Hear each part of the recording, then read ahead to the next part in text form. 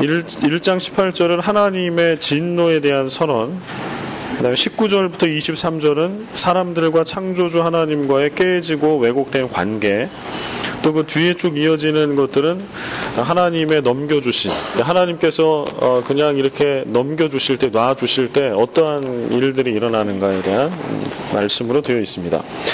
먼저 18절 말씀에 보면 하나님의 진노가 불의로 진리를 막는 사람들의 모든 경건하지 않음과 불의에 대하여 하늘로부터 나타나나니 라고 되어 있는데요. 여기 보면은 이 말씀은 16절과 짝을 이루는 말씀이에요. 16절에 보면 내가 복음을 부끄러워하지 아니하노니 이 복음은 모든 믿는 자에게 구원을 주시는 하나님의 능력이 됨이라, 이렇게 되어 있잖아요. 그러니까 복음이 이 모든 믿는 자에게 역사해요. 구원을 주시는 힘으로 역사해요. 그런 능력으로. 모든 믿는 자이기 때문에 복음에는 제한이 없어요. 제약이. 그냥 믿으면, 예수 그리스도를 나의 구주로 믿으면 그 믿음 때문에 그가 헬라인이든 아니면 유대인이든 이방인이든 어떤 그런 상관이 관계가 없이 믿음 때문에 차별이 없이 공평하게 어느 누구에게나 다 구원이 허락되는 거예요. 이게 이제 복음을 믿는 자에게 주어지는 하나님의 공평한 능력인데, 이게 이제 그러면 18절은 어떤 거예요? 좀 부정적인 정반대 얘기가 나오는 거예요. 복음을 받아들이지 않고 믿지 않아. 그러면 어떤 일이 생기나? 복음을 받아들이고 믿으면 차별이 없는 하나님의 구원이 믿음으로 주어져요. 복음이 거부되고 하나님을 믿지 않을 때에 동일한 현상이 일어나는데 하나님의 진노가 발해집니다. 역사합니다. 그런데 이것도 공평하게 역사를 해요. 제약이 없이 공의로운 하나님께서. 그래서 하나님의 진노가 누구에게나 다 동일하게 역사를 하게 되는데, 어떤 때에 믿음이 있으면 구원을 받아요. 그러나 믿음이 없고 하나님을 떠나 있을 때는 불의로 진리를 막는 사람들, 이런 사람들에게는 이런 모든 경건하지 않은 사람들에 대해서 하늘로부터 하나님의 진노가 나타난다. 이것도 차별이 없어요. 구원도 차별 없이 임하지만 하나님의 진노도 차별 없이 모든 이에게 임한다라고 쓰고 있습니다. 여기 보면 하늘로부터 나타나나니, 이렇게 하나님의 진노가 하늘로부터 나타난다라고 써 있는데요. 이 하늘로부터가 본래 개역 한글 성경에는 개정판 나오기 전에는 하늘로조차 이렇게 써 있었어요. 근데 이제 하늘로조차보다는 하늘로부터가 원어의 설명에 확실히 더 원어를 그대로 번역한 게 되거든요. 그러니까 하늘로부터, 하나님의 진노는 어디서부터 오냐? 출처가 하늘로부터. 왜냐하면 하나님이 진노를 바라시기 때문에. 그래서 이것은 하나님께서 주신 다른 어떤 것으로 이렇게 간접적으로 나타나는 것이 아니라 하나님 자신으로부터 그 진노가 바라게 되고, 이것은 어느 누구도 불의한 자, 하나님과의 관계가 깨어지고 복음을 받아들이지 않은 모든 자에게 임한다라고 그렇게 쓰고 있습니다. 그래서 16절과 18절은 같이 쌍으로 되어 있는 말씀입니다. 그래서 오늘 이제 여기 써져 있는 것을 지금 읽겠습니다. 하나님의 의를 말하기 전에 바울은 먼저 구원을 필요로 하는 인간적 상황, 하나님의 의가 계시되지 않으면 아무런 희망이 없는 세상의 절망에 관한 말을 하고 있다. 3장 21절에 보면 그러나 이제는 율법 외에 하나님의 한 의가 나타났나니, 하나님의 한 의가 나타났으니 라는 말씀이 있어요. 그래서 로마서 3장 21절에 하나님의 한 의가 나타났다라고 하는 이 말씀 앞에까지, 이 말씀 앞에까지가 바로 아무런 희망이 없는 세상의 절망을 묘사하고 있는 거예요.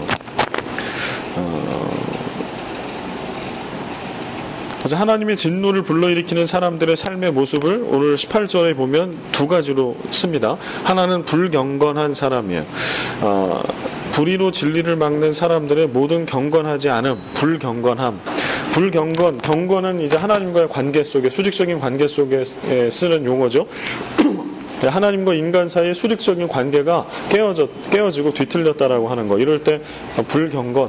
그럼 경건한 삶은 어떤 삶일까요? 하나님과 나와 올바른 관계, 바른 관계가 세워져 있는 것을 경건이라고 얘기하죠. 그래서 우리가 예배를 드린다거나 기도를 한다거나 말씀을 묵상한다거나 이러한 모든 것들, 이게 경건에 이르는 훈련들이죠. 경건에 이르는 연습, 하나님과의 바른 관계를 세워가는 연습이라는 뜻이겠죠. 여기는 불경건, 하나님과 인간 사이의 수직적인 비틀림. 그 다음에 불의가 나옵니다. 모든 경건하지 않은 불경건과 불의에 대하여. 여기서 불의는 의로움은 하나님과의 바른 관계예요. 그러니까 불의는 하나님과의 뒤틀린 관계인데 이 앞에 불경건이라고 하는 단어와 같이 쓰이고 있기 때문에 이것은 이제 불경건은 수직적인 관계 속에서, 불의는 또 뒤에 나와 있는 여러 설명들을 보면 불의는 인간과 인간 사이, 하나님과의 관계가 뒤틀린 것 때문에 발생되는 인간과 인간 사이에 수평적인 깨어진 관계를 이야기합니다. 이 두 가지가 하나님의 진노를 불러일으킨다는 거예요. 그래서 우리가 지금 매일 성경에 레위기를 묵상하고 있잖아요. 그 레위기는 그런 면에 있어서 하나님 앞에 어떻게 경건과 의로운 삶을 살아갈 수 있을까에 대한 지침을 우리에게 주는 거죠. 하나님과 수직적인 관계 속에 뒤틀려 있는 관계를 어떻게 회복할 건가. 이게 레위기에서 그걸 계속 얘기하는 거예요. 그 다음에 또 하나는 이 관계가 회복이 되는 걸 통해서 수평적으로 이웃들과 어떻게 불의를 벗어나 의로운 관계를 회복할 건가. 이게 레위기에서 계속 얘기하는 거예요. 그래서 레위기를 보면 레위기 말씀에 두 가지가 같이 나오잖아요. 하나님과 나와의 수직적인 관계 속에 우리가 어떻게 예배하고 제사해야 되고 제물을 드려야 되고 뭐 이런 것들이 있다라고 하면 반드시 또 나오는 게 뭐가 나와요? 수평적으로 이웃들과 사람들과 우리가 어떻게 관계를 할 건가. 예를 들어서 안식일, 안식년, 희년도 마찬가지. 수직적으로 하나님과의 관계 속에 하나님이 내가 쉬었으니까 너희도 쉬어라. 그래서 하나님의 창조와 구원을 묵상하고 쉼을 가지라 라고 할 때 이거는 수직적인 관계 속에서 그치죠. 그런데 반드시 그 안식일, 안식년, 희년의 말씀을 보면 거기에 같이 수반돼서 나오는 거는 나를 포함한 나와 함께 있는 모든 이웃들, 심지어는 가축, 생명체와 하나님이 만드신 피조 세계에도 같이 들어있어요. 다 같이.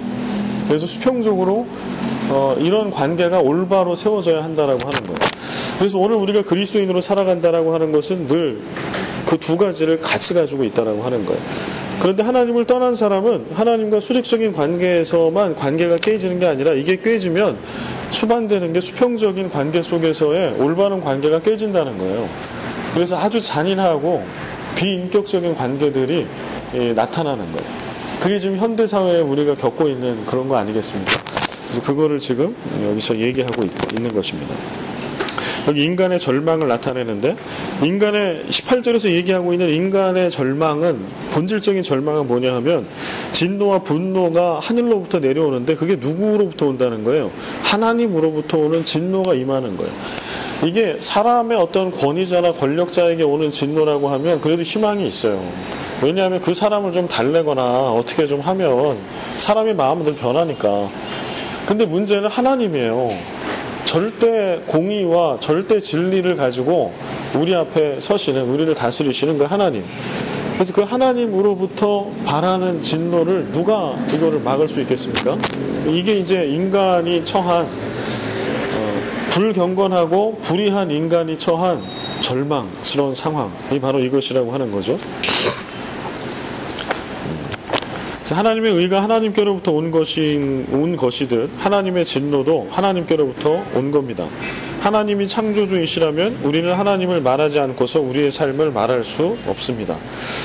그래서 우리가 그리스도인으로 살아갈 때 우리 삶의 모습, 우리의 신앙의 모습을 자꾸 봐야 하는데요. 우리는 신앙의 모습, 교회 안에 있는 신앙의 모습에서는 하나님과 우리를 연결시켜요. 그렇죠. 예배, 하나님을 빼고 어떻게 예배를 얘기해요. 우리가 마을에서 마을 예배도 마찬가지. 그런데 문제는 이제 그 교회라고 하는 공동체를 벗어난 세상으로 나아가면 하나님의 존재를 자꾸 망각하고 잊어버린다는 거예요.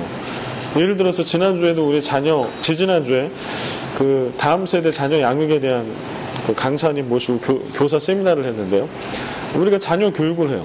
자녀 교육의 현장에 자녀 교육을 하는 교육 철학, 부모로서의 여러분과 저의 교육 철학이 있는데 이게 하나님과 연결되어 있지 않아. 하나님께로부터 온 게 아니야. 그러면 이거 어떤 거예요? 불경건한 거고 불의한 거예요. 그렇게 적용이 되는 거예요. 그래서 우리가 직접적으로 연결되는 예배, 신앙, 교회 안에서의 신앙만 중요하게 생각하면 절대 안 되는 거예요. 오히려 우리는 어디서 신앙의 본질을 놓칠 수 있냐 하면 교회 울타리 바깥에서 놓칠 수 있어요.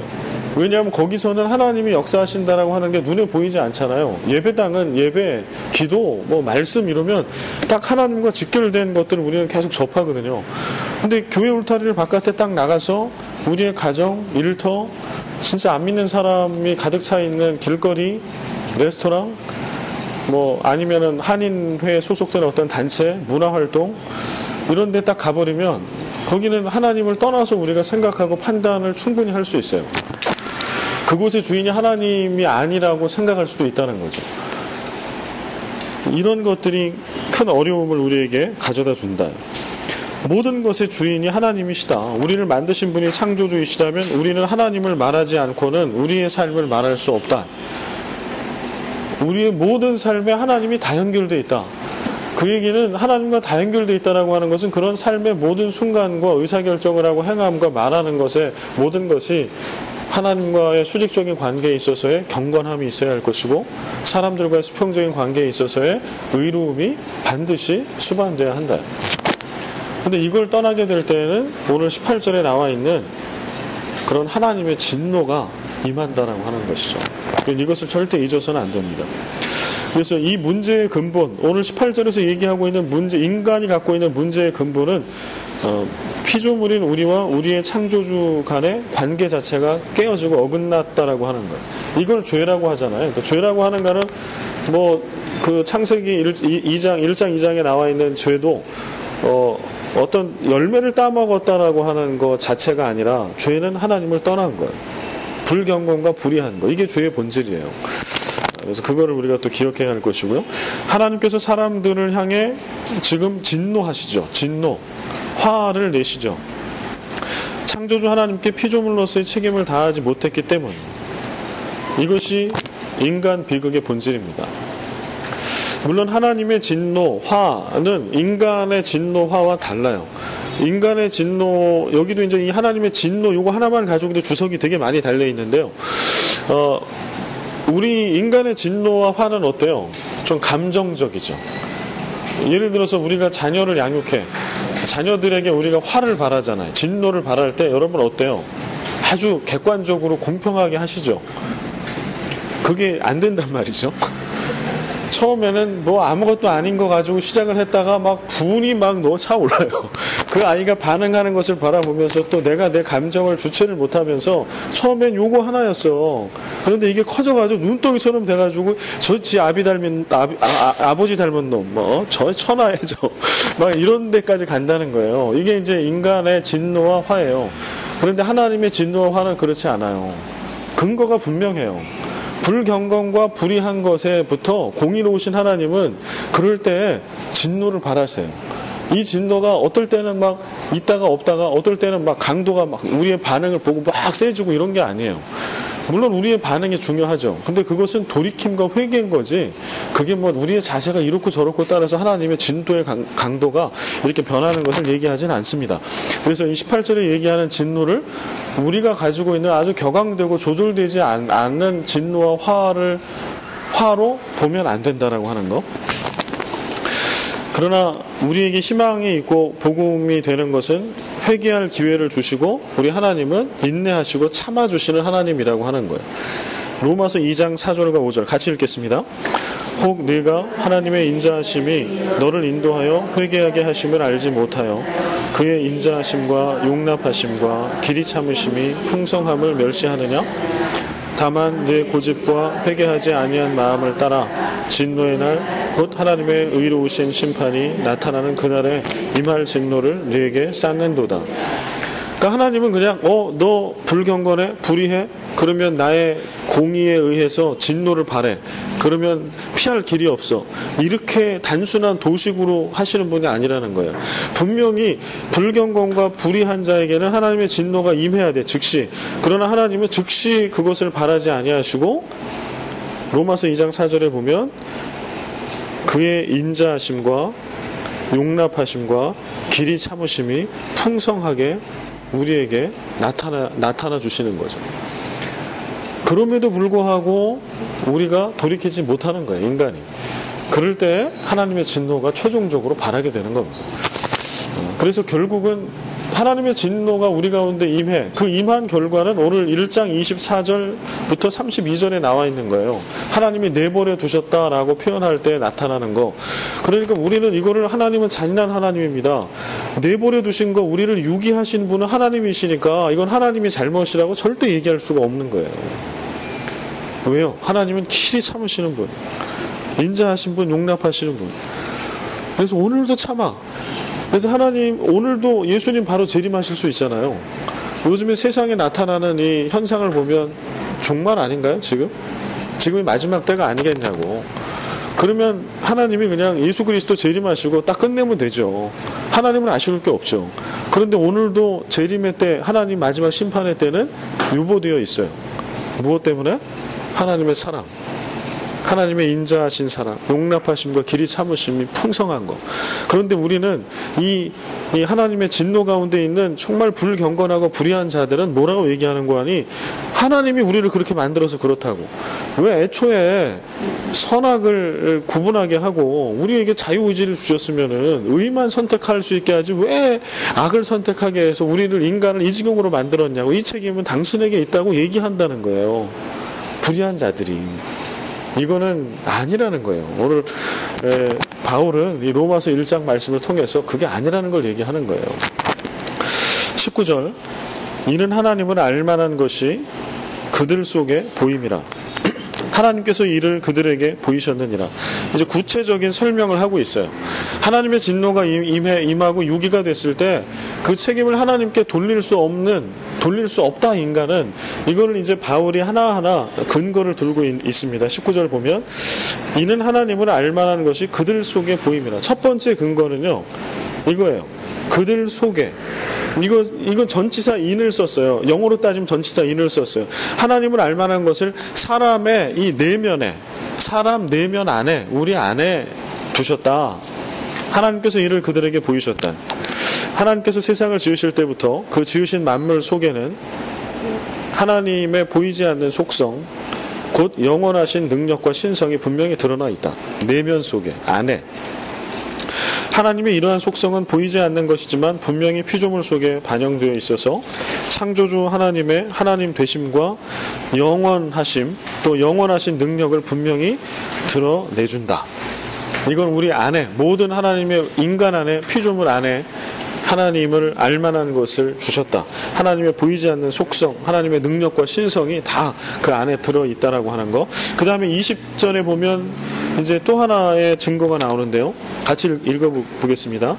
창세로부터 그의 보이지 아니하는 것들, 곧 그의 영원하신 능력과 신성이 그가 만드신 만물에 분명히 보여 알려졌나니 그러므로 그들이 핑계하지 못할지니라. 아멘. 그러니까 19절을 보면은요, 이거를 그냥 인간 중심, 사람 중심으로만 딱 보면 19절은 모든 인간의 내면 안에 하나님을 알만한 거룩한 것들, 신비로운 것들을 다 주신 거예요, 우리 내면에. 그 다음에 20절은요, 하나님을, 보이지 않는 하나님의 신성과 그 영원하심을 어디다 주신 거예요?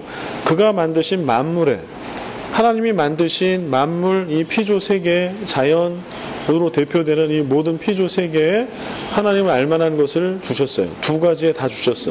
우리 안에다 주셨고, 하나님이 만드신 우리 바깥에 있는 모든 피조 세계에 그것을 주셨어요.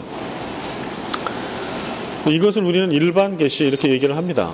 하나님이 만드신 만물 속에서 드러나는, 거기에 하나님이 주셔서 이렇게 드러나는 하나님 되심을 알만한 것을 이제 일반 계시라고 얘기를 하죠. 그 다음에 특별 계시라고 얘기하면 이것은 성경과 예수 그리스도를 이제 특별 계시 이렇게 얘기를 합니다. 참고로 상식선으로 우리가 좀 알면 좋겠고요. 그가 만드신 만물에 분명히 보여 알려졌나니, 여기 보면 분명히 보여 알려졌다라고 할 때 보여지다라고 하는 동사와 알려지다라고 하는 동사 두 개가 나와요. 여기 보여지다라고 하는 거는 보이다라고, 보다라고 하는 거의 수동태예요. 그리고 보여지는 거예요. 수동태를 쓰고 있는데 헬라어 시제로는 현재 수동이라고 그래요. 이걸 현재 수동. 보여지다. 그 다음에 알려지다. 이것도 현재 수동으로 써요. 그럼 현재 수동은 어떤 현재형은요, 그냥 어떤 의미를, 헬라어의 현재형은 어떤 의미를 갖고 있냐면, 한 번으로 그치는 게 아니라 지속된다라는 의미를 가지고 있어요. 그러니까 여기서 보여지다라고 하는 거는 일회적으로 하나님이 만물을 만드셨을 때 어느 때 한 번 어떤 특별한 기적이 나타날 때만 보여진다, 이게 아닌 거예요. 이 단어에 숨어있는 의미는, 현재 수동이라고 하는 헬라어 동사 이 단어의 의미는 한 번 보여지는 게 아니라 영원히 계속해서 끊임없이 지속적으로 보여진다라고 하는 거예요. 알려지는 것도 마찬가지.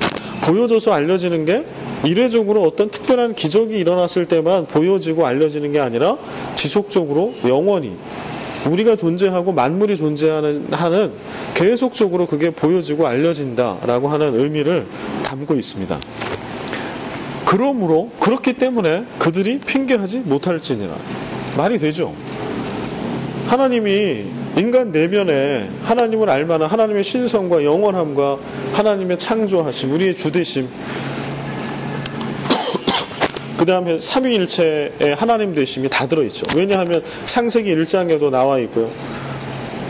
선지하신 하나님, 그러니까 그 히브리서에도 나와 있고, 하나님은, 예수 그리스도는 신약시대에 공생애 때만 예수님이 계신 게 아닌 거예요. 삼위일체 하나님, 하나님과 성부 하나님, 성자 예수님, 성령 하나님은 창세 전부터 계신 하나님으로 나와 있어요. 삼위일체 하나님. 이게 되게 중요한 교리고 믿음인데, 근데 이런 것을 우리는 예수님 시대 이후에 돼야, 예수님의 역사와 신약이 있어야 예수님에 대한 것, 성령님에 대한 것, 하나님에 대한 것을 알 거라고 생각해요. 그러나 두 가지로 다 주셨다는 거예요. 우리의 내면에 이 신비로움을, 삼위일체 하나님을 알만한 거를 다 주셨다. 또 하나는 하나님이 만드신 모든 만물 속에 하나님의 하나님 되심을 알만한 것을 모든 인간에게 다 주셨다라고 하는 거예요. 그렇기 때문에 이게 일회적인 것이 아니라 계속해서 이것을 보여주시고 알려주시기 때문에 인간은 핑계할 수 없다라고 얘기하는 거죠. 여기 핑계하다라고 쓰여져 있는 헬라어 단어는 변호하다라고 하는 뜻이에요. 그러니까 법률 용어예요. 여기서 핑계하다라고 하는 거는 변호하는 거예요. 법정에서 내가 피고가 됐어요. 그럴 때 검사한테 나를 변호하는 거예요. 판사한테 나는 이런 것 때문에 나는 무죄입니다. 그런데 그렇게 변호할 근거를 하나님은 남겨놓지 않았다는 거예요. 너는 유죄다. 그런 명백한 증거가 인간의 내면에 하나님이 만드신 피조세계 안에 하나님이 주셨다라고 얘기하죠. 이럴 때 여기 인간 내면에 주신 그 증거를 로마서 2장에 가면 양심이라고 이렇게 써요. 그래서 양심에 대한 거는 로마서 2장을 할 때 더 구체적으로 다루도록 그렇게 하겠습니다.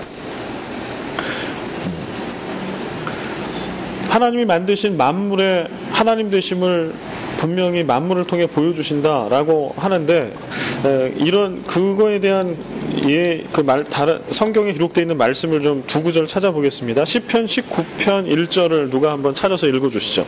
시편 19편 1절.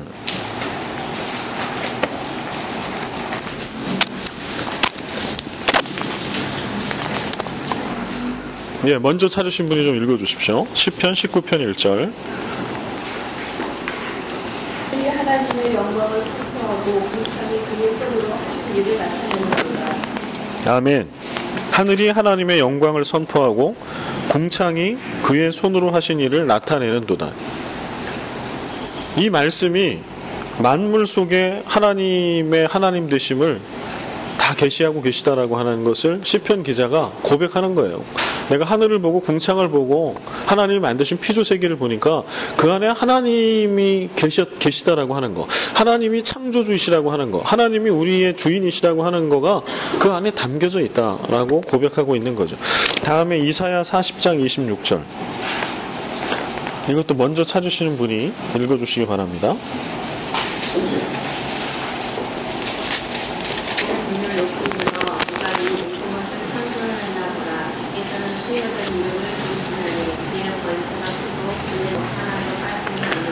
예, 너희는 눈을 높이 들어 누가 이 모든 것을 창조하였나 보라. 주께서는 수요대로 만상을 이끌어내시고 그들의 모든 이름을 부르시나니 그의 권세가 크고 그의 능력이 강함으로 하나도 빠짐이 없느니라.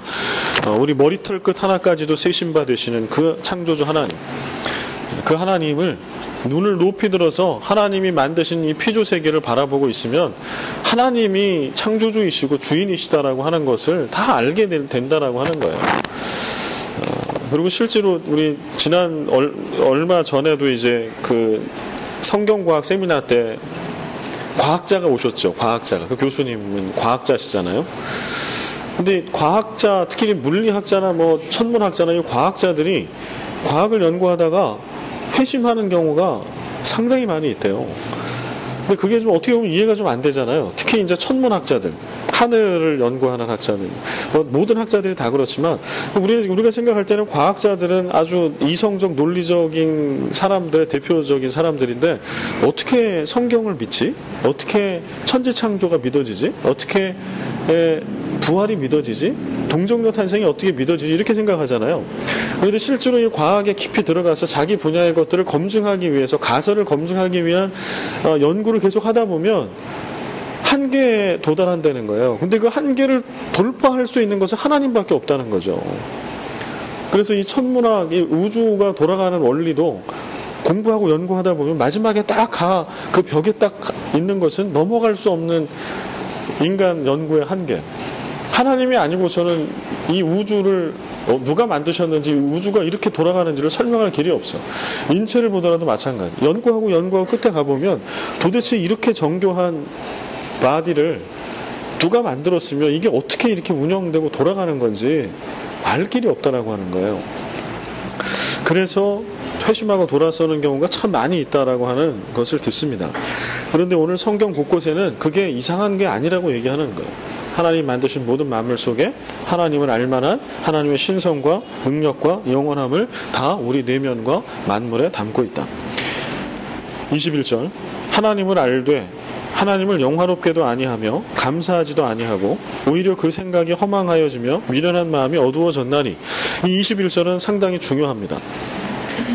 우리는 하나님을 영화롭게도 아니하고 감사하지도 아니하는 것이 문제의 핵심이라고 늘 생각해요. 하나님을 영화롭게도 안 하고 감사하지도 않아. 이게 불의한 사람들의 대표적인 모습이라고 생각하는데, 여기서 하나 알아야 될 것은 21절의 맨 처음 시작이에요. 하나님을 알되 하나님을 몰라서 하나님을 영화롭게도 안 하고 감사하지도 아니하는 게 아니고, 인간의 죄의 속성은 하나님을 아는데도 불구하고 하나님을 영화롭게 아니하고 하나님께 감사하지도 않다라고 하는 거예요. 그래서 스스로의 생각을 허망하고 미련한 마음 가운데 계속 어둠 가운데 내버려 두는 거예요. 요나서의 요나를 보면 요나가 하나님을 알았어요, 몰랐어요? 하나님을 알았죠. 요나는 하나님의 뜻을 알았을까요, 몰랐을까요? 알았어요. 니느웨 성으로 가라고 하는 그 멸망을 받아 마땅할 도시에 가서 구원의 메시지를 전하라고 하는 하나님의 메시지를, 하나님의 뜻을, 그리고 그런 멸망 가운데 처한 자들에게도 하나님은 인내하시면서 그들에게 구원의 기회를 주시는 하나님을 알았다는 거예요. 그걸 알았기 때문에 안 간 거예요. 몰라서 안 간 게 아닌 거예요. 몰랐으면 가죠. 몰랐으면 가지 않을까요? 그걸 다 알았다는 거예요. 알아서 안 간 거예요. 왜냐하면 그 땅 백성들은 구원받으면 안 되거든요. 이게 죄의 본질인 거예요. 하나님을 알아요, 우리는. 심지어는 교회에 다니지 않는 사람도 하나님을 알아요. 그래서 뭐 요즘에 문제가 되는 건 범신론적인 그런 주장이잖아요. 다 하나님, 알라도 하나님, 힌두교에서 얘기하는 그 최고의 신도 하나님. 그래서 요즘에 카톨릭에서 그런 것들을 막 공표하면서 혼란함이 좀 되고 있어요. 진짜 범신론으로 가는 것 같이. 근데 그렇게 되어지는 과정에 보면 사실은 모든 만물 속에 하나님의 주대심이 다 들어있다는 거예요. 근데 그 하나님은 여러 신이 아닌 거예요. 유일신 한 하나님.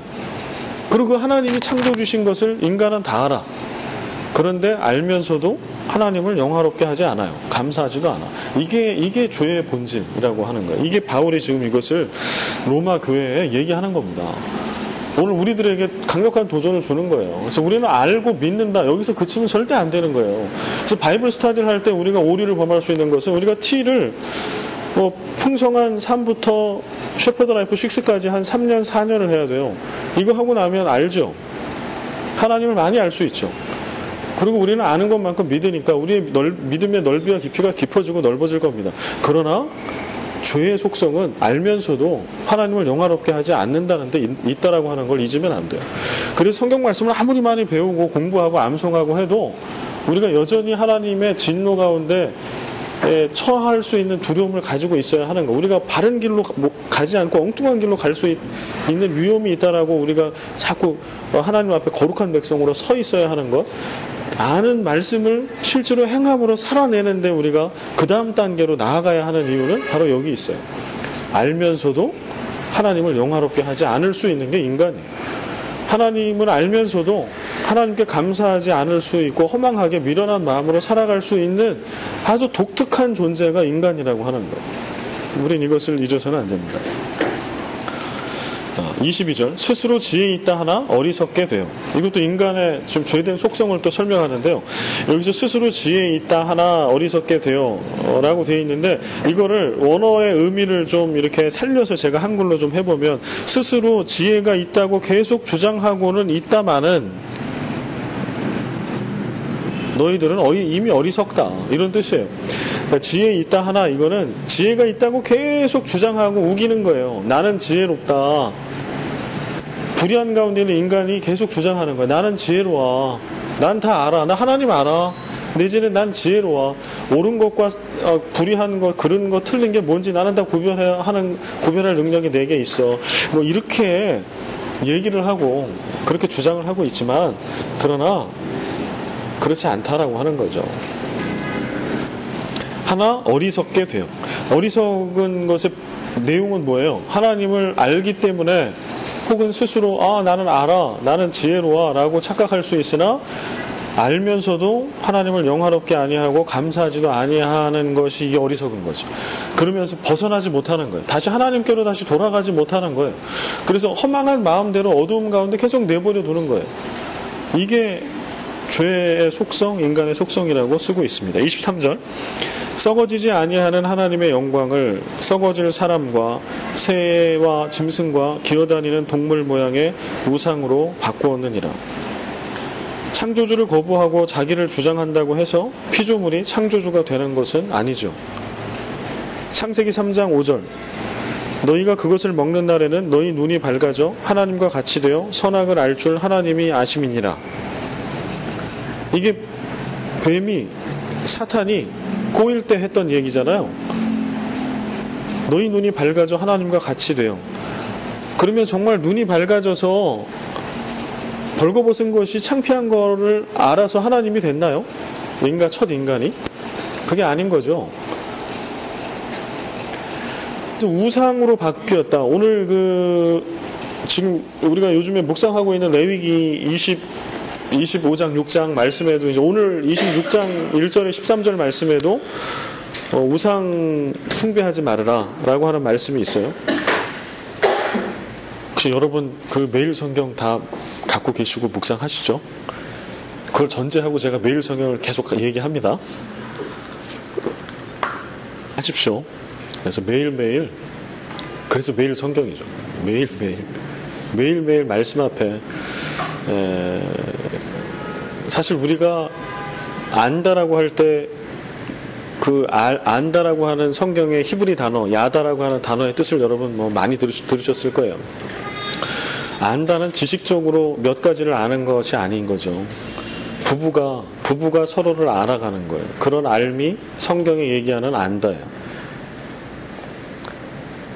우리가 하나님을 어떻게 그렇게까지 알겠어요?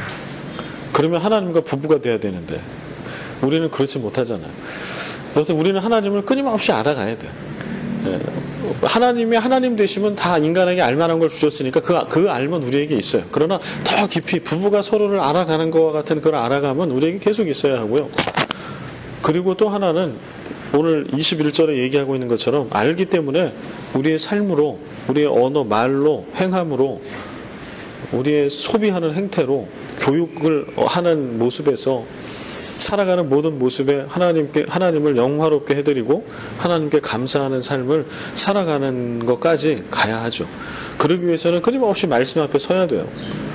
그래서 내가 오늘 어디까지 왔나? 말씀의 거울 앞에 우리를 비춰보고 내 하나님을 알매에 대한 것은 어디까지인가? 그리고 나는 진짜 하나님을 그래서 알기 때문에 하나님을 진짜 아는 만큼 믿고 예배하는가? 그래서 내 삶이 인격이 얼마나 바뀌어가고 있는가? 내 개인과 우리 가족과 교회 공동체가 이걸 끊임없이 봐야 해요. 언제까지요? 주님 다시 오실 때까지. 그래서 지금 바이블 스터디 하는 것도 교회 사역에는 교회 회칙에는 정년이 있어요. 70세로. 그래서 우리는 사역에 대한 것을 70세가 되면 내려놓죠. 그러나 말씀을 끊임없이 공부하고 알아가는 데에는 정년이 없어요. 그리고 그 말씀을 가르치는 데도 정년이 없어요. 끊임없이 해야 돼요. 주님 다시 오실 때까지. 그렇지 않으면 우리도 스스로 지혜 있다고 하나님 앞에 주장할 겁니다. 하나님, 나 지혜 있어요. 근데 근거가 없어. 그래서 재판정에서 그럼 하나님 앞에 깨지는 거죠. 왜냐하면 하나님은 증거를 가지고 탁 되시는데 우리는 핑계하지 못할 그런 것들을 가지고 있는 거죠. 그 다음에 23절에 우상이 나와요. 이 우상을 레위기 25장 6장 레위기에 보면 우상 숭배하지 말라는 게 나오잖아요. 계속해서. 이게 왜 중요한가를 로마서를 통해 우리가 알 수 있어요. 이 우상 21절에 볼까요? 하나님을 알되 하나님을 영화롭게도 아니하며 감사하지도 아니하고 오히려 그 생각이 허망하여지며 미련한 마음이 어두워졌어요. 그 결과가 뭘로 나오냐면 우상으로 나와요. 하나님을 아는 건 있어. 그러니까 필요한 거예요. 실체가. 하나님을 대신할 실체가 필요한 거예요. 하나님을 알지 못하면 금송아지를 만들 이유가 없죠. 하나님을 아는 거예요. 그런데 하나님을 아는 자로서 하나님을 믿지는 못하는 거예요. 마음이 허망하여진 대로 그대로 내버려둬요. 그래서 썩어지지 아니하는 하나님의 영광을 썩어질 사람과 새와 짐승과 기어다니는 동물 모양의 우상으로 바꾸었느니라. 뭔가 그들의 인간 존재에 하나님을 떠났을 때 우리가 갖게 되는 존재의 불안함과 허전함, 해결되지 않은 인생의 문제, 이거를 채워야 되잖아요. 근데 이거를 채우기 위해서는 진정한 하나님을 만나고 하나님을 예배하고 하나님과의 올바른 관계가 세워지면 돼요. 하나님이 하나님 되시고 우리가 하나님의 백성이 되면 되는 거예요. 그러면 그게 다 채워져. 누구로부터? 하나님으로부터 하나님이 채워주세요. 그게 하나님의 방법. 그런데 인간의 잘못된 방법은 하나님부터 멀어졌을 때 하나님께로 돌아가는 것이 아니라 멀어진 그 상태에서 허전함을 채우려고 해요. 지식으로 내지는 물질로 다른 어떤 것, 쾌락으로 무엇으로. 그래서 죄악이 가속화되는 거죠. 그래서 만들어낸 게 우상인 거예요. 왜냐하면 오늘 새벽에도 제가 설교 말씀에 드렸던 것처럼 우상의 본질은 우리가 찾아갈 수 있고 눈에 보일 수 있다는 거거든요. 근데 하나님은 먼저 찾아오세요. 창조주 하나님이 우리를 만들어주시고 우리를 찾아오신 거잖아, 그게.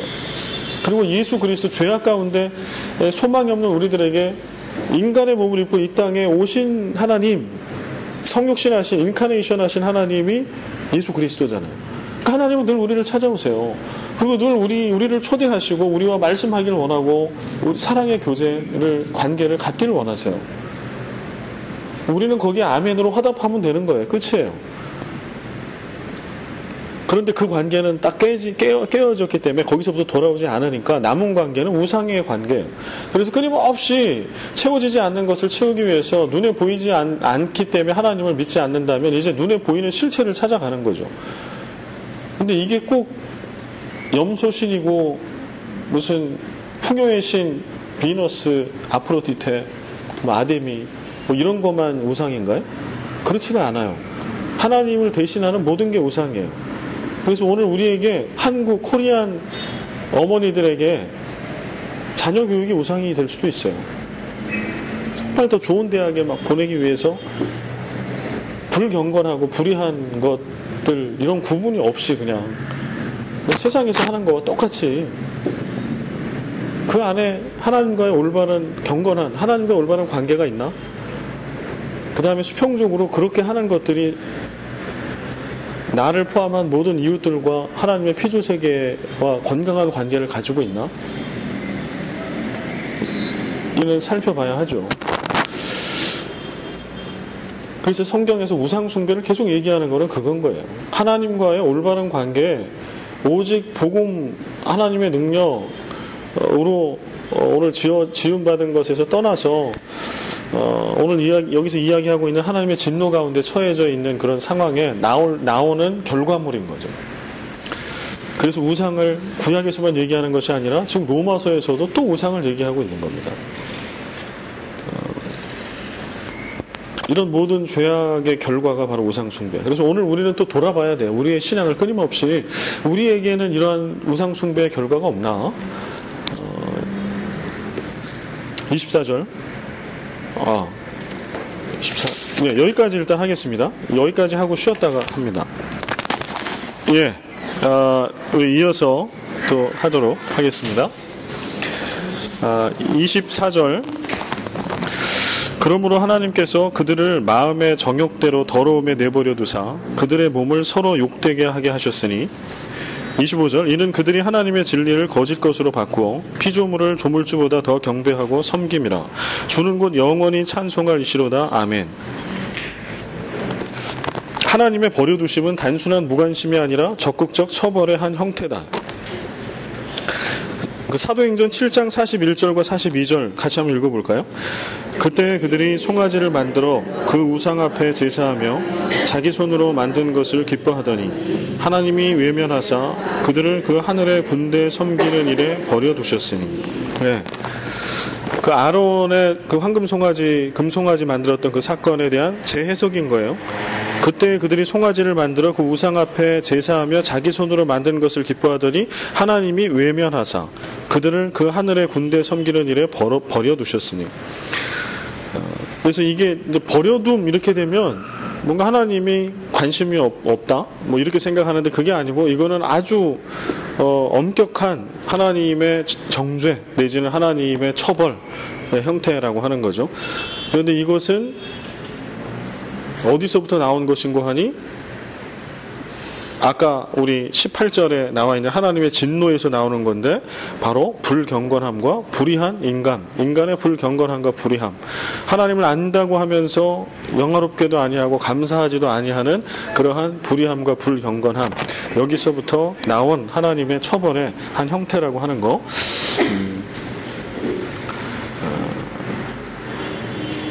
26절이요. 이 때문에 하나님께서 그들을 부끄러운 욕심에 내버려 두셨으니 곧 그들의 여자들도 순리대로 쓸 것을 바꾸어 영리로 쓰며 그와 같이 남자들도 순리대로 여자 쓰기를 버리고 서로 향하여 음욕이 부릴 듯하며 남자가 남자와 더불어 부끄러운 일을 행하여 그들의 그릇 때문에 상당한 보응을 그들 자신이 받았느니라. 지금 그 불경건과 불의한 인간, 하나님을 떠난 인간의 대표적인 드러난 현상은 뭐라고 그랬어요? 우상숭배. 그러니까 하나님을 떠나 있어서 나온 결과는 우상숭배예요. 근데 우상숭배의 핵심은 내 자신이 잘 되는 데 있어요. 내 자신이 잘 되는 거. 내 욕심과 내 필요를 채우는 데 있거든요. 그래서 우상을 만들고 거기에 절하는 것이죠.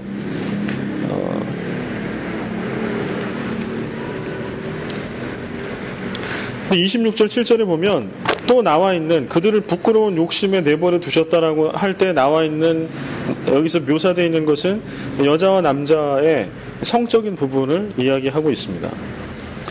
근데 여기에 보면 순리대로 쓸 것을 바꾸어 영리로 쓴다 이렇게 이야기해요.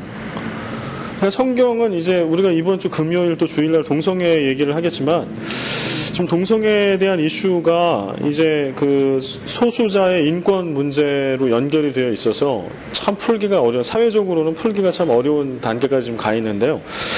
그러나 이제 오늘은 우리 바이블 스터디 시간이니까 성경 안에 성경은 이제 뭐라고 얘기하는 거 하니 동성애에 대한 현상을 하나님은 분명히 순리가 있다라고 말씀하시는 거예요. 하나님께서 만드실 때 창조의 섭리대로 사용되어지는 게 순리겠죠. 우리가 예를 들어서 물건을 이야기하면 물건을 사용하는 방법이 있어요. 그런데 그 방법대로 쓰지 않으면 어떻게 돼요? 기능을 제대로 쓸 수가 없고 망가져요. 제 기능을 못한다라고 하는 거예요. 그런데 오늘 여기 여자와 남자를 하나님이 동성을 안 만드시고 이성을 만드셨을 때 이런 상상을 한번 해보셨나요? 하나님이 천지를 만드실 때 동성으로만 만드실 수는 없었을까요? 천지 창조 때. 저는 그런 상상을 좀 해봤거든요. 하나님이 남자 내지는 여자 내지는 성의 구분이 없는 제3의 어떤 성 존재로 인간을 만드실 수 없었겠냐는 거예요. 있으셨을 겁니다. 하나님이 그 필요가 있고 하나님의 큰 계획과 그 디자인 안에 그게 있었다라고 하면 하나님은 성을 구분하지 않고 만드셨을 거예요. 하나님 그 능력이 있으시니까. 근데 하나님께서는 굳이 남자와 여자를 따로 만드셨어요. 구별되게. 그것도 아주 다르게. 그래서 이제 가정사역 할 때 남녀 차이 공부하다 보면 재미난 사진이 하나 있어요. 남자와 여자를 딱 이렇게 그 존재를 설명해주는 사진이 하나 있는데 이게 이제 오디오예요. 오디오인데 한쪽에 남자를 나타내는 오디오에는 스위치가 온, 오프 딱 하나밖에 없어요. 온, 오프 딱 하나. 켜지는 거 아니면 꺼지는 거 하나밖에 없어요. 남자는. 근데 옆에 여자를 나타내는 거기 오디오에는요, 이퀄라이저에다 뭐에다 막 단추가 몇 개가 있는 거, 막 수십 개가 복잡하다는 거예요. 여자는 온오프 갖고 설명이 안 되는 거예요. 남자는 온오프로 설명이 다 돼요. 밖에서 일하다가 집에 딱 들어와? 그러면 어떤 상태예요? 오프 상태죠. 살아있으나 그는 죽은 자죠. 그는 그냥 눈만 뜨고 있는 거예요, 이렇게. 그렇지만 안에, 내면의 모든 이 정신세계는 다 오프가 돼 있는 상태예요. 그래서 반응을 안 하는 거예요. TV를 보는 거는 작동을 하고 있는 게 아니라 죽어서 그냥 눈을 뜨고 이러고 있는 거예요. 그건 살아있는 상태에서 보고 있는 게 아닌 거예요. 그러니까 그 남자를 이해하면 쉬워지죠. 아, 오프구나. 반응을 안 하겠구나. 그러면 쉬워져요. 뭔 얘기를 해도 반응이 없지. 근데 이거를 뭐 나를 무시해 막 이렇게 생각하면 여성의 기준으로 보는 거지. 단추가 많으니까 온오프뿐만 아니라 온 상태에서도 막 너무 많은 단추들이 있거든요. 근데 남자를 그 기준으로 생각하면 오해가 생겨요. 근데 여성을 생각할 때 남자는 남성적으로 생각해요. 키는 거 아니면 끄는 거밖에 없다고 생각하니까 그 섬세함을 다 채워줄 수가 없어. 이것을 이제 우리가 알아가야 되는데, 하나님이 남자와 여자를 구별해서 만들었을 때는 거기에 질서가 있고 하나님의 계획이 있다는 거예요. 근데 그거를 오늘 창세기에도 있지만 오늘 로마서에서 이야기할 때 영리와 순리라고 하는 단어를 쓰고 계시는 거죠. 그래서 남자와 여자가 있을 때 남자끼리 여자끼리 어떤 성적인 것들을 채워가는 거는 하나님의 디자인과 계획에는 없다라고 하는 거예요. 그거를 성경은 분명히 얘기를 해요. 근데 이거를 이제 어떤 다른 의학적인 증거나 무엇을 가지고 그게 혹시 있다고 하더라도, 그리고 최근에 의학적인 증거들은 이제 금요일날, 주일날 또 그 강사, 그 감독님이 뭐 그런 증거들을 얘기를 하시겠지만, 최근에 이제 또 밝혀지고 있는 거는 의학적인 의사들이 검증해내고 있는 논문들에 이게 남녀 차이가 이 물리적으로 분명히 있다라는 거예요. 그러니까 이게 그 선호도가 갑자기 헷갈리네요. 예, 그게 이제 있다라는 거예요. 지금은 이게 어떤 뭐죠? 이거 나중에. 네. 그래서 의학적으로도 이제 동성애에 대한 것들이 이게 그러니까 내추럴한 것이냐 후천적인 것인가라고 할 때 이것은 후천적인 것이다 라고 하는 과학적인 증거, 의학적인 증거들을 다 레포트를 하고 있어요. 대부분의 레포트들이. 근데 여튼 다시 우리는 성경으로 오겠습니다. 성경으로 오면 성경에서 분명히 얘기하고 있는 것은 순리와 영리를 이야기하고 있다라고 하는 거예요. 그런데 이게 순리가 깨어지는 것은 항상 죄로 인해서 나오는 거예요. 불경건과 불의함의 결과가 우상숭배로 나오고, 우상숭배의 핵심은 내 만족과 내 필요를 채우는 것, 그것의 한 형태로 나오는 것을 지금 여자와 남자가 영리로 이렇게 쾌락을 추구해 가는 것이다 라고 로마서는 쓰고 있습니다. 서로 향하여 음욕이 불일 듯하며 남자가 남자와 더불어 부끄러운 일을 행하여 그들의 그릇 때문에 상당한 보응을 그들 자신이 받았느니라. 창조 질서의 왜곡, 뒤섞임, 혼란, 이런 것들이 주어져 있다. 그래서 오늘날 벌어지는 이런 현상들이 바로 그래서 하나님이 내버려 두신 하나님의 최고의 정죄와 심판 내지는 이러한 죄의 결과의 모습으로 나타나고 있다라고 하는 거, 이렇게 성경 안에서는 그렇게 볼 수 있습니다. 28절 또한 그들이 마음에 하나님 두기를 싫어하매 하나님께서 그들을 그 상실한 마음대로 내버려 두사 합당하지 못한 일을 하게 하셨으니. 하나님의 진도는 마지막 심판 상황을 늘 전제합니다. 로마서 5장 9절 말씀 같이 한번 읽어보겠습니다. 그러면 이제 우리가 그의 피로 말미암아 의롭다 하심을 받았으니 더욱 그로 말미암아 진노하심에서 구원을 받을 것이다. 구원을 받을 것이니. 아멘.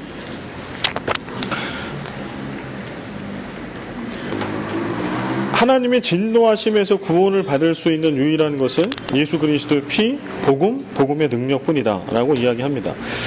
28절의 말씀 보면 그들이 마음에 하나님 두기를 싫어하며 하나님께서 그들을 그 상실한 마음대로 내버려 두사 합당하지 못한 일을 하게 하셨습니다.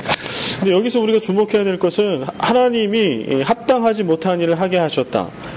이거가 먼저가 아닌 거예요. 앞에 나와 있는 거는 그들이 마음에 하나님 두기를 싫어하며, 이게 원인이에요. 하나님을 떠난 자들은 하나님을 마음에 두기를 싫어해요. 그 싫어하는 것에 대한 결과로서 하나님은 내버려 둬요. 그래서 그들이 행하고 있는, 하나님이 싫어하는 일을 행하고 있는 것을 계속 그냥 내버려 두는 거예요. 그들 스스로 하게끔.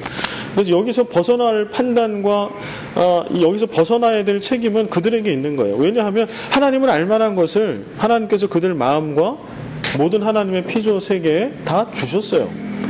모르고 그러는 것이 아니라 그들이 알고도 그들 스스로 그 자리에 머물러 있는 거예요. 그래서 그 책임은 그 죄인에게 있다라고 하는 거예요. 이건 일관되게 지금 계속해서 말씀하고 있다라고 하는 거예요. 에베소서 5장 5절과 6절 같이 읽겠습니다. 너희도 정녕 이것을 알거니와 음행하는 자나 더러운 자나 탐하는 자 곧 우상 숭배자는 다 그리스도와 하나님의 나라에서 기업을 얻지 못하리니 누구든지 헛된 말로 너희를 속이지 못하게 하라. 이로 말미암아 하나님의 진노가 불순종의 아들들에게 임하나니. 예, 아멘. 여기도 에베소서에도 보면은요, 너희도 정녕 이것을 알거니와 음행하는 자, 더러운 자, 탐하는 자, 곧 우상 숭배자는 다 그리스도와 하나님의 나라에서 기업을 얻지 못한다. 이게 이제 불경건 불의한 자, 하나님을 떠난 자. 그 대표적인 속성들이 우상 숭배, 또 거기서부터 발생하는 것들이 순리를 영리로 쓰는 거. 왜냐하면 그 중심에 쾌락이 있고 내 필요와 내 기쁨을 채우는 거. 이게 본질상 다 하나예요. 그래서 이제 성경에서 우상숭배를 얘기하고, 오늘 그 레위기 26장의 본문에도 우상숭배와 안식일을 같이 얘기하잖아요. 우상숭배와 안식일이 왜 같은가요? 왜 같이 언급이 돼야 되죠? 우상숭배는 우상을 만들거나 절하면 안 되는 거잖아요. 안식일은 쉬는 거잖아요. 그런데 이게 어떻게 같은 맥락에 하나로 묶어질 수 있냐는 거예요. 근데 이게 묶어진다는 거예요. 왜 묶어지냐 하면 우상숭배라는 것도 결국은 내가 하나님과 나와의 거룩한 관계에서 있는 게 아니라 깨어진 관계 속에 내가 하나님이 되려고 하는 거고, 하나님이 채워주시는 것들을 내가 만들어낸 우상으로부터 채움을 받으려고 하는 거예요. 그래서 내 필요를 채우려고 하는 거, 내 중심의 삶, 이게 우상숭배. 그 안식일을 지키지 않는 거는 우상숭배와 같은 맥락이 돼. 왜냐하면 안식일의 정신이 뭐라고 그랬어요? 쉬는 것 자체에 있는 게 아니라 쉼을 통해서 창조주 하나님, 구세주 하나님, 구원주 하나님을 바라보고 고백하는 거거든요. 내 생명과 내 재산의 주인이 누구인가를 확인하는 게 안식일의 정신이에요. 그래서 쉬라고 하는 거예요. 구약과 신약은 계속 그 정신을 일관되게 얘기하거든. 그러니까 통하는 거예요. 우상 숭배도 결국은 주인이 누구냐라고 하는 거예요. 하나님이 주인이냐? 그럼 우상을 숭배할 이유가 없죠. 혹시 비가 좀 오지 않아도 바알 신을 찾아갈 이유가 없어요. 하나님을 믿는 사람은. 왜냐하면 그 비를 다스리는 분이 하나님이신 것을 알고, 오늘 레위기 26장에도 나와 있는 것처럼 하나님은 때에 따라 비를 내려주셔서 메마른 팔레스틴 땅, 이 가나안 땅에서도 풍성한 곡식을 얻을 수 있게, 열매를 얻게 해주시는 분이 하나님이시기 때문에. 그런데 그 하나님을 떠나버리면, 근데 뭔가 채워줘야 되잖아요. 광야는 척박하잖아요. 그러니까 쉬면 안 되는 거예요. 계속해서 일해야 되는 거예요. 그래서 심지어는 그 안식일 전날에는 만나를 내려주실 때 이틀치 걸 주시잖아요. 그리고 만나는 하루만 먹을 수 있잖아요. 그날 먹는 거지 그 다음 날은 남지 않아요. 안식일에만, 그 안식일 전날 그 보관해 놨던 그 만나를 이틀째 유일하게 먹을 수 있는 날이지, 다른 날들은 아무리 많은 만나를 내가 가지고 있어도 그날 딱 지나가면 다 못 먹게 썩어버린다는 거예요. 이게 사실은 아무것도 아닌 것 같아도 이 안에 신앙이 들어있어요. 누가 나를 먹여주냐는 거예요. 누가 내 생명의 주인이냐, 내 소유의 주인이냐, 하나님이냐. 그걸 믿으면 내일 거 오늘 이렇게 하지 마. 오늘 하루 주신 매일매일 충실하게 일해라. 그리고 안식일이 돼? 먹을 게 걱정되니? 미리 다 주셔. 하나님이. 염려하지 마. 누구를 믿느냐, 누가 주인이냐. 지금 우상숭배도 마찬가지. 누가 주인이냐라는 것에 무너져 버리면 그 무너짐의 끝이 우상숭배로도 나타나지만, 순리를 바꾸어 영리로 사용해서 하나님이 주시는 행복, 쾌락이 있다라고 하면은요, 우리가 쾌락을 느낄 수 있고 즐길 수 있는 여러 가지 채널이 있잖아요. 예를 들어서 좀 외람되지만 성을 놓고 보면, 인간이 부부간에 하나님이 성을 주셨잖아요. 이거는 선물이에요. 부부간에 주신 선물. 여기에 쾌락이 있어요. 기쁨이 있어요, 분명히. 그러면 부부간의 성을 통해서 기쁨을 누리는 것은 하나님이 허락하신 기쁨이에요. 우리는 이걸 통해 마음껏 기쁨을 누릴 수 있어요, 부부간에는. 근데 요즘에 이제 섹스리스 부부들이 생겨나요. 이거 왜 생겨날까요? 결국은 그 근원으로 가면 죄가 있어요. 하나님과의 관계가 깨진 거예요. 불경건함과 불의함의 결과가 결국은, 왜냐하면 순리는 뭐냐 하면 부부간의 성을 통해 기쁨과 쾌락을 즐기고 누리는 거예요. 그래서 딴 생각하지 않는 거. 내 아내와 내 남편으로만 즐거움을 얻는 거. 이게 순리라고요. 이거는 누리라고 주신 순리예요. 근데 이걸 갖다가 스탑해버려. 그러면 어떤 일이 생겨요? 즐거움과 쾌락을 거기서 찾는 게 아니라 딴 데서 찾게 되죠. 술이라든가 아니면 더 자극적인 어떤 음란한 것들, 동성애가 될 수도 있고, 아내가 아닌 다른 여인, 남편이 아닌 다른 남편. 그건 어디서부터 나오는 거 하니? 하나님은 우리가 쾌락을 즐기고 누리는 거를 하나님은 막으시는 분이 아니에요. 하나님 우리에게 그런 다양한 채널을 주시는 거예요. 순리의 채널, 쾌락을 느낄 수, 심지어는 육체적인 것도. 그런데 그걸 우리가 제대로 사용하지 않고 순리대로 쓰지 않으면 거기서 이제 깨어지는 거죠. 그 다음에 우리는 또 어떤 때 쾌락을 또 느껴요? 꼭 우리가 뭐 육체적인 것에만 쾌락을 느끼지 않잖아, 인간은 하나님의 인격, 하나님의 성품을 닮은 자들인데요. 우리는 참 좋은 음악을 들을 때도 쾌락을 느끼잖아요. 아주 큰 쾌락을 느끼죠. 그 즐거움과 행복은 뭐 빵을 하나 먹는 것과는 비교할 수 없죠. 제가 좋아하지만서도 비교할 수 없어요. 이거는 그만큼 크다라는 표현을 하는 거예요. 커피를 좋아하지만 정말 좋은 신선한 커피를 탁 내려가지고 바리스타가 최고의 비율로 내려서 딱 먹을 때 기쁨이 크거든요, 그것도. 그런데 여튼 그 기쁨보다 훨씬 더 큰 기쁨들을 그런 좋은 음악과 좋은 그림과 뭐 이런 거를 통해서, 좋은 책, 영화 이런 걸 볼 때 느끼는 쾌락도 상당히 크거든요. 그러니까 하나님은 이 쾌락을 막으신 게 아니라 다양한 건강한 채널을 통해 우리에게 주신 거예요. 그런데 이제 이런 관계가 깨지게 되면 중심이 내가 되고 엉뚱한 곳에서 내 필요에 따라, 영리에 따른 이런 쾌락을 자꾸 찾아가. 지금 그거를 좀 성경에 쓰고 있는 거예요.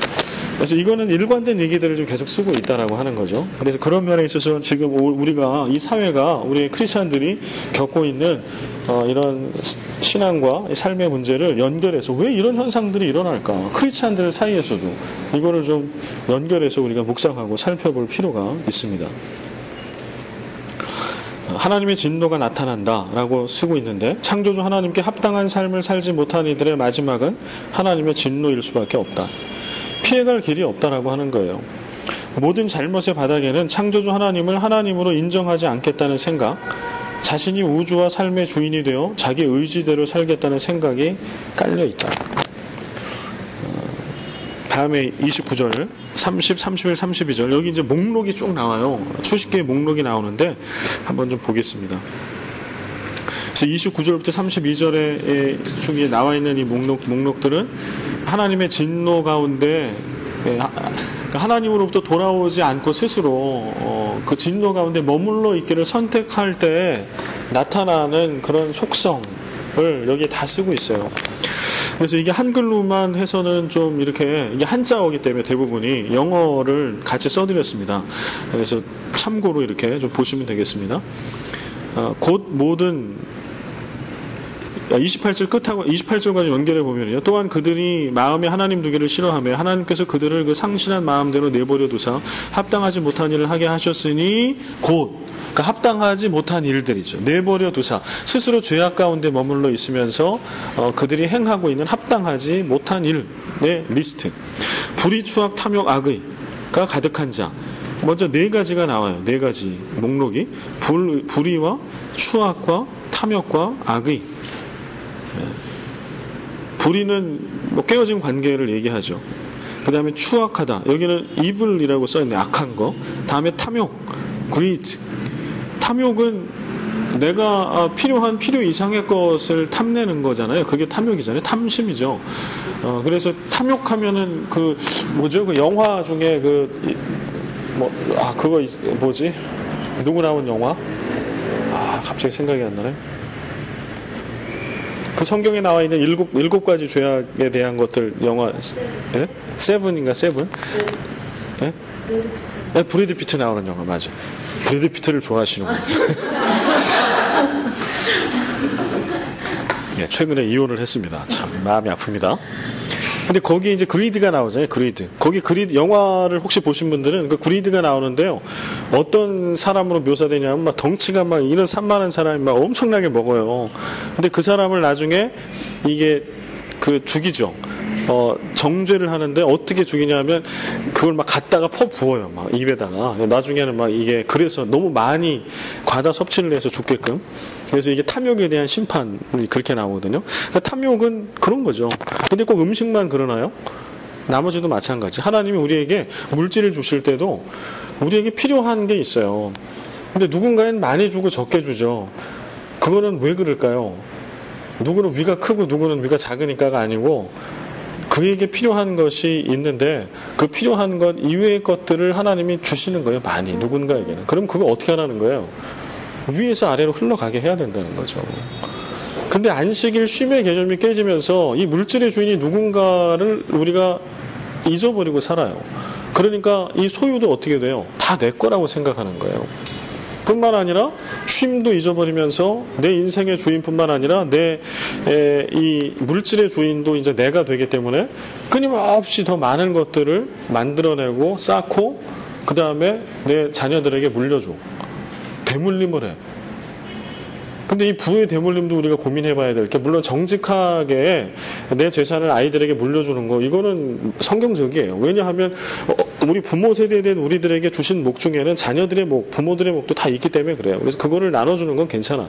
정직하게. 그러나 문제는 그 부를 잘못 대물림하면은요. 우리의 자녀 것, 가족 것이 아닌 것을 대물림해주면 어떤 현상이 생겨나냐 하면 거기서부터 공정하지 못한 사회가 만들어져요. 흑수저, 금수저가 나온단 말이에요. 거기서. 그래서 나는 정직하게 했다라고 하지만 내 거를 물려줬지만 사회적으로는 어떤 문제가 생기는 거 하니 누구는 백날 애쓰고 뭐 해도 출발점이 다른 거예요. 그래서 그 안에 사회적인 불평등과 분배의 불균형, 평화가 깨지고 거기서 사회가 깨지고 이런 일들이 또 일어날 수 있는 거예요. 그래서 오늘 하나님은 우리에게 쓸 것들을 다 주세요. 각자에게 쓸만한 거를. 그거는 하나님과 그분만 알고 있는 거예요. 그거를 모든 인류는 70억이면 다 n분의 1. 각자에게 필요한 것은 예를 들어서 한 달에 뭐 얼마 이렇게 주신 게 아닌 거예요. 각자에게 필요한 것을 누군가에게는 많이 주시기도 하고 누군가에는 적은 액수로 주시기도 하는데 문제는 그것은 누군가에는 적어도 그걸 가지고 살 수 있으니까 주시는 거거든요. 충분하게. 나머지 잉여에 대한 것들의 소유권이 우리에게 있지 않다라고 하는 것을 깨달아야 돼요. 그리고 그것을 세금으로 가난한 이웃들에게로 누구에게로 건강하게 낮은 곳으로 흘러가게 이렇게 하면 건강해지는 거예요. 나도 행복해지는 거고 누군가도 행복해지는 거. 근데 이런 것들이 이제 깨져버리니까 탐욕으로 깨져버리니까 불의, 탐욕 뭐 다 연결돼 있는 것이죠. 그래서 이 돈, 지난주 설교가 이제 돈이었잖아요. 근데 돈 자체가 나쁜 것이 아니죠. 다만 힘이 있어요, 돈은. 그래서 이게 좋은 쪽으로 사용되면 엄청난 힘을 발휘하거든요. 하나님은 그렇게 좋은 쪽에 돈의 힘을 쓰라고 주신 건데, 그게 깨져버리면 이 돈이 만몬이 지배하는 탐욕스러운 힘이 돼서 모든 질서와 관계를 다 깨뜨려버려요. 지금 이제 그런 현상들이 교회 안팎에 일어나는 거죠. 그래서 그걸 우리가 연결해서 봐야 한다는 거. 그 다음에 또 5가지의 목록이 나옵니다. 시기, 살인, 분쟁, 사기, 악독. 시기, 살인, 분쟁, 사기, 악독. 시기는 질투하는 거죠. envy. 그 다음에 살인하는 거, 분쟁하는 거, 싸우는 거죠. 다음에 사기, 거짓말 사기치는 거, 악독. 악독은 멜리스네요. 그러면 이거는 자비롭지 못한 거, 무자비한 거, 뭐 이렇게 봐야 되겠네요. 이런 것들이 또 하나님으로부터 떨어진 자들의 특징이다. 그래서 우리는 시기하면 그냥 여인들이 시기를 좀 남자들보다 시기가 많죠. 그런 시기가 아닙니다, 여기. 그래서 우리가 본능적으로 누가 잘 되거나 막 더 높은 자리에 올라가거나 또 어떤 소유를 더 많이 갖거나 이런 것들에 대해서 우리 안에 막 오는 거 있잖아요. 끌어내리고 싶고 정직하게 그렇게 하는 것들에 대해서도 자꾸 불이하게 보려고 하고 이런 시기를 얘기하는 거죠. 그래서 우리 가운데 이런 마음이 딱 동할 때는 또 돌아봐야 돼요. 이게 어떤 악의 열매로 나타나는 거 아닌가. 그래서 정말 박수 쳐줄 수 있는 거, 정직하게 남이 잘 될 때 박수 쳐줄 수 있는 거. 특히 이제 한국 사회가 너무 이렇게 경쟁을 경쟁을 시키잖아요. 특히 교육의 현장에 저는 제일 가슴 아픈 게 교육의 현장에 너무 그런 경쟁을 시켜요. 1등부터 몇 등까지 딱 줄을 세워요. 우리 교육은 공교육은 그게 핵심적인 거잖아요. 물론 이제는 성적표도 뭐 수음이 양가 뭐 A, B, C, D 뭐 이렇게만 하지 않죠.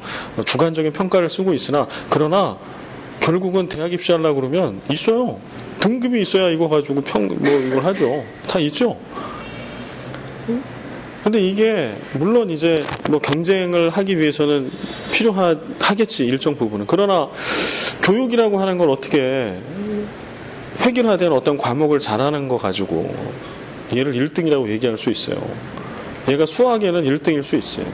그러나 어떻게 다 1등이야. 인생의 1등이 될 수 없잖아요. 누구는 다 못해.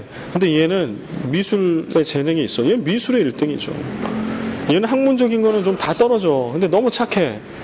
얘는 양심의 1등이 될 수 있고 선한 도덕의 1등이 될 수 있고. 다만 그 학문을 우리가 담아내지 못하는 거고 하나님은 걔를 통해서 분명히 쓰실 거라는 거예요. 어떻게. 근데 이런 전인적인 교육의 틀을 가져야 할 건데 결국은 성경 안으로 들어가 보면 이런 것들도 우리가 온전히 하나님 앞에 말씀 앞에 서면 회복될 수 있지 않을까, 이런 것도. 근데 이것도 좀 보면 죄의 결과로 나오는 거예요. 자꾸 이게 시기가 생기고 분쟁이 생기고 막 살인 뭐 이런 거 생기는 거는 경쟁하는 거고 내가 경쟁해서 앞서려고 하는 거고 탐욕 더 많은 것을 얻으려고 하는 거고. 근데 우리가 여러분 자녀들에게 잘 교육하셔야 되는 건요, 아이들이 부지불식간에 우리 부모된 우리들은 아이들이 잘 되라고 자꾸 1등 하라고 하는 거고 자꾸 90점 받아오면 좀 더 노력하면 2개 더 맞으면 100점인데 우리 이렇게 얘기하죠.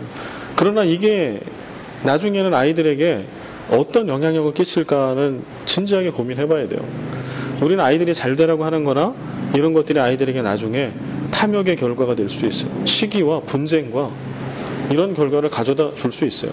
그래서 오늘 한국 사회가 이게 피폐해져 가는 것들을 바라보면 특히 젊은 세대들이 공무원이 어디더라? 근데 최근에 기사를 보니까 그 학교에 상위 랭크되어 있는 아이예요. 근데 그 아이가 자퇴를 하고 구급 공무원 시험인가를 준비하고 있다는 기사가 있었어요. 근데 또 하나 어떤 분이 그런 얘기 하더라고요. 이 시대가 망조가 될 때 나타나는 것 중에 하나가 엘리트들, 그 국가의 지성인들이 공무원 시험을 준비한대요. 그게 나라가 망하는 징조 중에 하나라는 거예요. 물론 뛰어난 사람들이 공무원으로 가야 하는 것도 맞겠지. 그런데 그 공무원으로 가는 게 뛰어난 내 재능을 국가를 위해서 쓰려고 하는 것이 아니라 안정된 밥그릇 때문에 가는 거라는 거죠. 그래서 각각의 어떤 학문의 분야들이 다 떨어지고 있는 거죠. 질적으로. 너무 많이 가면 오늘 또 끝낼 수 없으니까. 그래서 이 악의 목록들을 보면서 우리는 많은 생각들을 하고 묵상을 해야 되고 회개해야 되고 결단해야 됩니다. 우리가 그냥 아무렇지도 않게 드러나는 어떤 현상의 하나로 치부하는 것들이 악의 결과라고 얘기하는 거예요. 성경은. 하나님을 떠나는 것의 결과로 그게 드러나고 있는 거라고. 예. 그 다음에 나오는 거, 또 수군수군하는 자가 나오죠. 수군수군하는 자. 수군수군하는 자. 뭐 영어를 저는 depravity가 뭔지 잘 모르겠습니다. 여튼 이 혹시 이 단어의 뜻을 좀 깊이 아시는 분이 계시나요? 수군수군하는 자인데 depravity라고 써져 있네요. 가십? 가십이에요. 가십. 아니구나. 죄송합니다. 가십이네요. 죄송합니다. 역시 영어가 짧으니까 엉뚱한 걸 보고 좀 얘기를 하고 있어요. 데이야 가십이네. 뭐 가십은 그냥 그거죠. 수군거리는 거죠. 뭐 이렇게. 또 자매들 너무 또 상심하지 마십시오. 기본적으로 수단은 하나님이 여러분들에게 주신 건강하게 이렇게 기쁨을 얻을 수 있는, 스트레스를 해소할 수 있는 통로예요. 그거를 얘기하고 있지는 않아요. 근데 이거는 이제 이 수군수군하는 것 뒤에서 정직하지 못하게 이런 걸 얘기하겠죠. 그 다음에 비방하는 자. 하나님께서 미워하시는, 비방하는 자요? 하나님께서 미워하시는 자. 능욕하는 자. 교만한 자. 자랑하는 자. 악을 도모하는 자. 부모를 거역하는 자. 여기 뭐 자랑하는 자도 있고 부모를 거역하는 자도 있습니다. 그래서 이 시대에 그런 부모 자식 간의 관계가 깨어져 있는 거, 이것도 결국은 엄청난 우리가 죄악 가운데 그냥 머물러 있는 결과라고 하는 것을 알 수 있어요. 그 다음에 자랑하는 것도 이 시대는 뭐 자기 PR의 시대라고 그러잖아요. 근데 자기 PR을 넘어서서 특히 그리스도인들은 조심해야 될 것은 자기 자랑이 돼버리면 이거는 죄악의 결과예요. 분명히. 하나님을 자랑하는 것이 있어야 하겠죠. 그 다음에 우매한 자. 여기 우매한 자를 senseless요. 감각이 없는 자, 우매한 자. 도대체 뭐 앞뒤 분간을 못하는 거죠. 무슨 일이 벌어지는지 알지 못하는 자, 우매한 자. 배약하는 자, 믿음을 버린 자, 배신자, 무정한 자, 가슴이 없는 자, 따뜻하지 못한 자, 무자비한 자. 32절 같이 읽겠습니다. 그들이 이 같은 일을 행하는 자는 사형에 해당한다고 하나님께서 정하심을 알고도 자기들만 행할 뿐 아니라 또한 그런 일을 행하는 자들을 옳다 하느니라. 아멘. 무섭습니다. 그들이 이 같은 일을 행하는 자는 사형에 해당한다고, 죄의 삭은 사망이라고 하는 거를 그들의 내면에 하나님이 만드신 피조 만물을 바라보며 그들은 다 알고 있다는 거예요. 이렇게 행하는 거는 죄고 이렇게 행할 때 결과는 사형이라고, 죽음이라고 하는 거를 하나님이 그렇게 정하시는 것을 알고도 자기들만 행할 뿐 아니라 그런 일을 행하는 자들 옳다 하느니라. 이런 거를 옳다라고 인정해야 하는 거는 세상이에요. 세속주의, 세상의 정신, 하나님을 떠나 있는 세상의 정신. 그런데 우리가 세상 속에 있다 보니까 이게 하나님의 정신인지 세상의 정신인지, 내지는 어떤 분들은 교회 안에서 믿음의 사람들과는 하나님의 정신, 성경 말씀대로 살아가나, 세상 속에서는 세상의 정신과 좀 섞여서 그렇게 살아도 오히려 그렇게 살아야 세상에서 도태되지 않는다라고 그렇게 생각하고 믿음이 그런 믿음으로 변질되어 있는 분들도 상당히 많아요. 그러나 교회 안과 밖의 믿음은 다를 수가 없어요. 왜냐하면 교회 안의 주인도 하나님, 교회 바깥의 주인도 하나님, 우리를 살리시는 유일한 하나는 예수 그리스도의 복음, 그것이 우리의 유일한 능력. 이거는 똑같아, 교회 안이나 밖이나. 일관돼야 한다라고 하는 거예요. 하나님의 도덕적 질서로부터 벗어난 삶, 인간관계 왜곡을 쓰고 있고요. 당시 유대인들 및 유대인 그리스도인들 가운데는 공정한 하나님의 심판에 대해 열애의식을 가진 사람들이 있었다. 그러나 하나님의 진리, 하나님의 의는 사람을 차별하지 않습니다. 그러니까 이때 당시에 나는 히브리인이니까, 나는 하나님의 아브라함의 후손이니까, 나는 시온 백성이니까 라고 하는 이런 잘못된 선민 사상이 구약에나 예수님 시대 때나 있었던 거예요. 그래서 나는 혈통이 그러니까 괜찮아. 바리새인들, 사두개인들, 율법사들, 서기관들, 제사장들, 예수님 시대에 그들이 그랬던 거 아니에요. 그러나 지금 바울이 이야기하고 있는 것은 하나님의 진리의 기준에는 모든 이들에게 다 똑같이, 그래서 유대인이나 헬라인에게나 이렇게 쓰고 있는 거예요. 특권의식 가지지 말아라. 너희들이 아브라함의 후손이라고 해서 하나님이 봐주는 거 절대 없다. 그러나 너희들이 헬라인이라고 해서 하나님이 주실 구원의 은혜를, 그 능력을 누리지 못할 이유가 하나도 없다 라고 말씀하는 거. 이거 오늘날 우리의 언어로 바꾸면 뭐예요? 교회 다닌다고 해가지고 우리에게 특권이 부여된 거라고 생각하면 안 된다는 거예요. 교회 안이나 바깥이나 조력과 떨리는 마음으로 경건과 의로운 삶을 수직적으로 수평적으로 온전히 살아내야 한다. 그럴 때에 하나님이 우리에게 주신, 하나님의 백성에게 주시는 그 놀라운 은혜, 복음의 은혜, 이 은혜를 우리가 마음껏 누리면서 즐겁고 기쁘고 행복하게 하나님이 주신 기쁨을 누리며 살아갈 수 있다. 위로부터 주신 은혜를 받고서. 여기까지 마치겠습니다. 그래서 이런 복된 삶을 우리가 또 살아내고 또 잘 회복해 갈 수 있기를 소망합니다.